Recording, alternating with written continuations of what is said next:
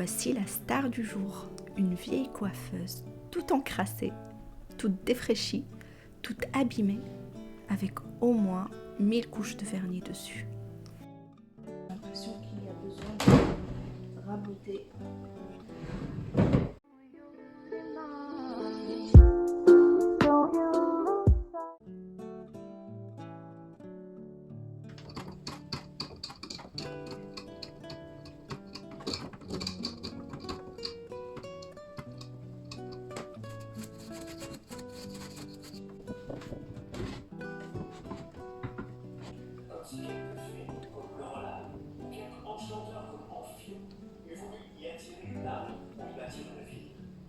Enfin, la marque ne touche à l'âme, mais sans effort. Il enregistre tout ce qu'il avait vu avant son sommet. Depuis Sinbad, l'autre fantastique, jusqu'à Ali, le serviteur. Puis tout sembla s'effacer dans la chambre aux statues, éclairé seulement d'une de ses lampes.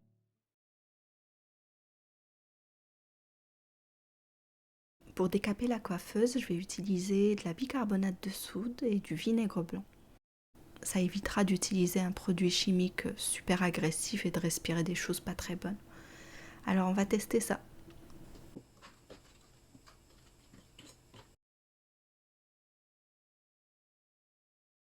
Je vais tartiner.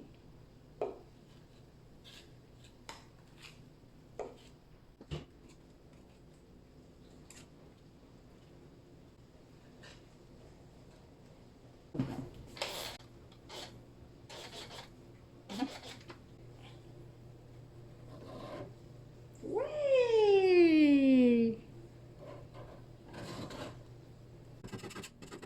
Ça marche.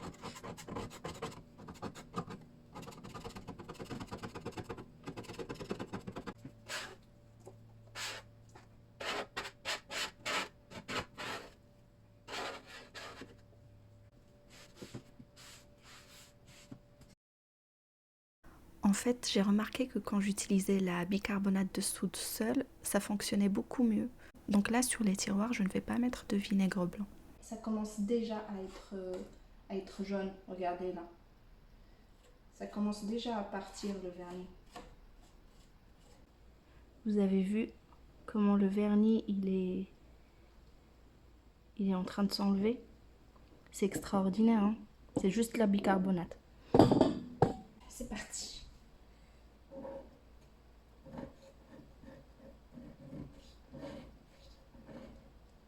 Vous avez vu? Définitivement, ça marche mieux juste avec la bicarbonate. En fait, c'est logique parce que quand on mélange bicarbonate de soude et vinaigre blanc, ça fait une réaction chimique qui fait disparaître les deux. Et au final, on ne profite pas de l'effet de l'un et de l'autre.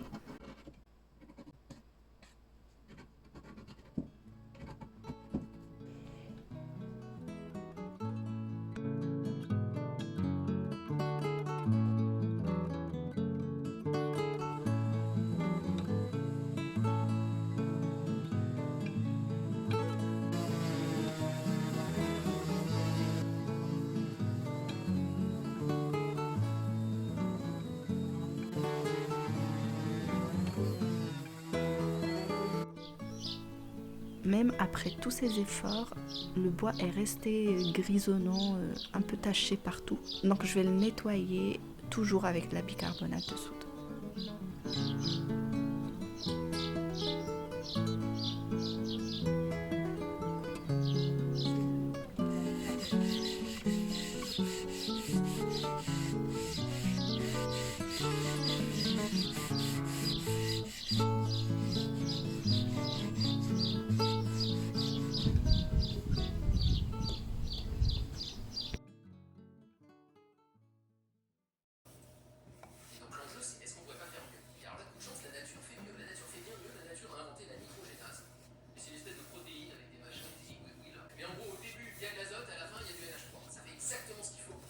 Chauffe pas, elle est juste là, température montée, ça marche. Si on avait un ordinateur quantique, on a fait le calcul, il faudrait 50, 0 et 1. Avec 50, 0 et 1, on peut le calculer et on peut tout de suite gagner 3% sur nos calculs. Moi, j'ai juste dit que c'est plein d'atomes ensemble qui ne peuvent pas me faire un truc superposé de façon à ce que ma jambe soit dans deux états à la fois. Et bien pour le rouge-gorge, c'est un peu la même chose. Il n'y a qu'une seule molécule ici qui est dans deux états à la fois. D'accord, singulet, triplet, enfin je rentre pas dans les termes techniques. de faire que dans le nerf optique de l'oiseau, il ressent finalement qu'il s'est passé quelque chose. Donc il voit le magnétisme avec ses yeux en gros. Donc on est au niveau de la chimie à 1 ou 2 molécules, on n'est pas à des grandes échelles. Donc il s'en sort quand même.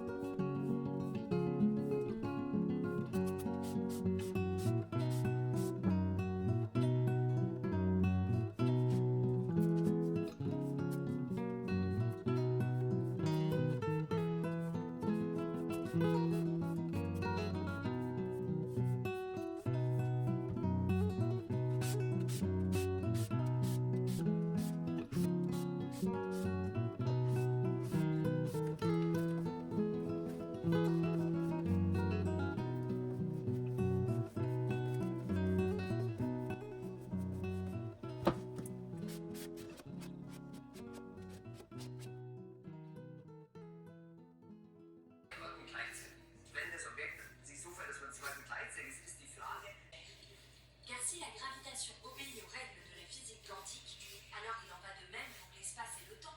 Une masse, donc une masse change de gravité, c'est la gravité de la masse. Donc il y a une gravité différente où le chat est réveillé et une gravité différente où le chat est endormi. Et la gravité, c'est le temps. Ça fait changer le temps. Donc où le chat est réveillé, il y a une gravité qui fait aller le temps de certaine vitesse. Quand le chat est endormi, il y a une gravité différente qui fait aller le temps à une vitesse différente.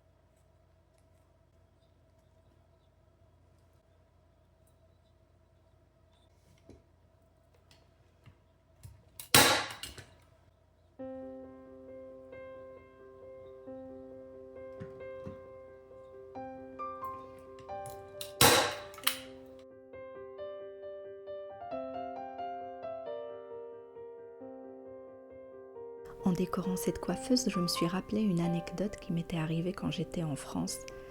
J'habitais dans un magnifique petit appartement, tout petit mais tout mignon. Je l'adorais, cet appartement, c'était mon petit cocon. Et à l'époque, j'étais très branchée loi de l'attraction, de Secret, le livre de Secret. J'avais un tableau de visualisation, par exemple, plein de petits messages positifs que j'accrochais partout. Ou par exemple, j'avais affiché sur l'écran d'accueil de mon téléphone une impression écran de mon compte en banque. Sauf que, à côté du montant réel que j'avais sur mon compte, j'avais ajouté 3 zéros. Genre, c'est ça le montant réel que je veux avoir sur mon compte. L'idée, c'était de dessiner son avenir, de l'imaginer et d'écrire comme une commande qu'on passerait à l'univers. Bah tant qu'à faire, j'ai ajouté 3 zéros à mon compte en banque, j'aurais pu rajouter plus. Et j'avais dans ma chambre une grande armoire, tout en miroir. J'avais écrit sur le coin de cette armoire, avec du rouge à lèvres rouge, Something wonderful is about to happen. Quelque chose de merveilleux est sur le point de se produire. Et un jour, je rentre du travail, fatiguée. Je n'avais qu'une envie, c'était de me poser sur mon canapé avec mon petit plat de pâtes et regarder ma petite série tranquille.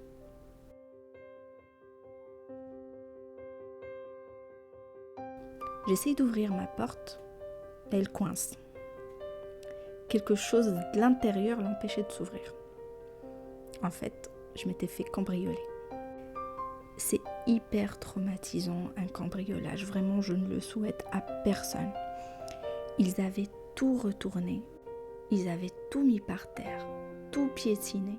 Ils m'avaient volé des bijoux auxquels je tenais énormément. Enfin plein de choses que c'est pas leur valeur matérielle mais vraiment ce qu'ils représentaient qui était très important pour moi.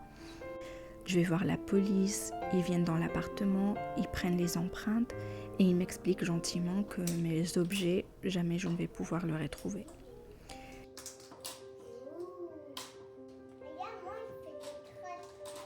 Ils s'en vont, je retourne dans ma chambre et j'étais vraiment triste. Et j'avais peur en plus parce que le balcon par lequel ils étaient rentrés, les voleurs, il donnait sur ma chambre et j'avais peur que quelqu'un entre pendant la nuit. Donc je m'assois sur mon lit vraiment abattue et je vois devant moi le message, le fameux message « Something wonderful is about to happen ». Mais il était tout badigeonné de noir parce qu'en fait la police, pour prendre les empreintes, ils mettent une poudre noire sur les objets, c'est comme ça qu'ils récupèrent les empreintes. Je regarde ce message et j'ai eu envie de rire. Mais en fait, la loi de l'attraction, tu t'es trompé là. Je t'ai commandé quelque chose de merveilleux, tu m'envoies un cambriolage. Non mais tu te moques de moi là. Mais en fait, en y réfléchissant bien, pas sur le coup j'étais un peu sonnée, mais quelques temps après, quelque chose de merveilleux s'était vraiment produit. C'est que j'ai arrêté de croire en ces solutions magiques.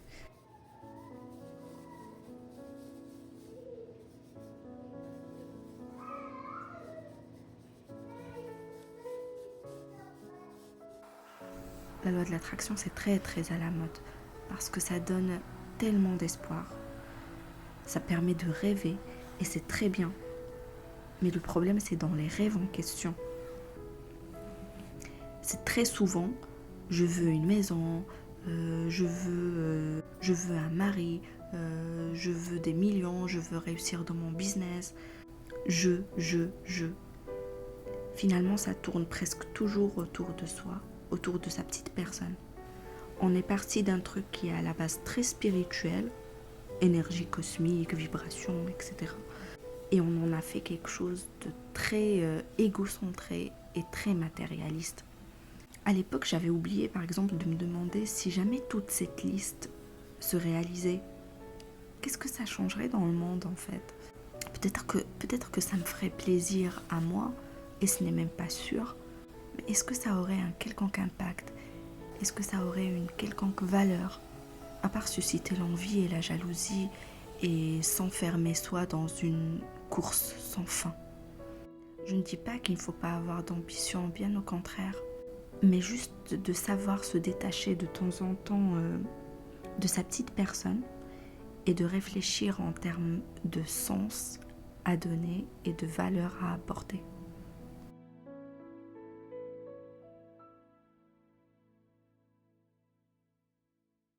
Pourquoi je vous raconte tout ça ? Parce que c'est la première fois depuis que j'écris un message sur un meuble et ça m'a rappelé cet événement tout simplement. C'est sûr que je ne le fais plus en espérant qu'un miracle se produise un beau matin. Tout dépend en fait de l'intention qu'on met derrière. Et c'est peut-être ça la vraie transformation, c'est de ne plus attendre que les choses arrivent, que les choses se produisent, mais choisir la direction et le sens qu'on veut donner à chacune de nos actions, à des choses qui sont déjà là. Voilà la petite leçon tirée de ma mésaventure.